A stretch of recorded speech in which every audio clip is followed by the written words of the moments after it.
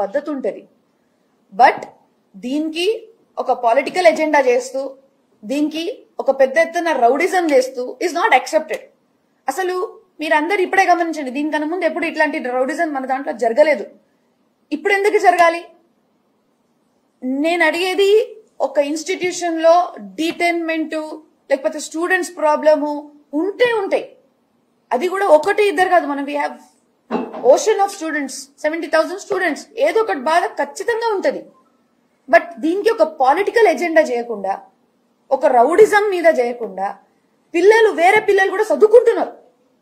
వాళ్ళు డీటైన్ చేసిన మంది ఎంత, ఒక వీఆర్ రన్నింగ్ అ యూనివర్సిటీలో బయాస్ అని ఉండదు.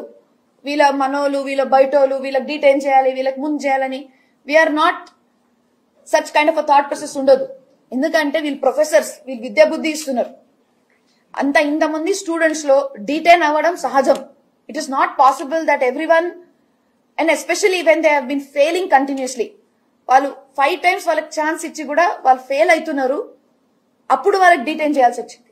ఒకవేళ డీటైన్ చేసినా కూడా వాళ్ళు ఒక్కసారి ఒక రిటర్న్ ఒక రిక్వెజిషన్ పెట్టి గాని, లేకపోతే ఒక పద్ధతి ప్రకారంగా వచ్చి మా వీసీ గారితో మాట్లాడి, లేకపోతే మా సార్ డీన్ గారితో మాట్లాడి, ఇట్లుంది సార్, మాకు ఇంకొక ఏదైనా ఆప్షన్ ఇవ్వండి sir, we don't want to waste our career అని అంటే అది ఒక పద్ధతి ఉంటది.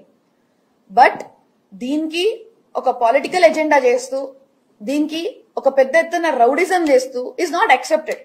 అసలు మీరందరూ ఇప్పుడే గమనించండి, దీనికన్నా ముందు ఎప్పుడు ఇట్లాంటి రౌడిజం మన దాంట్లో జరగలేదు.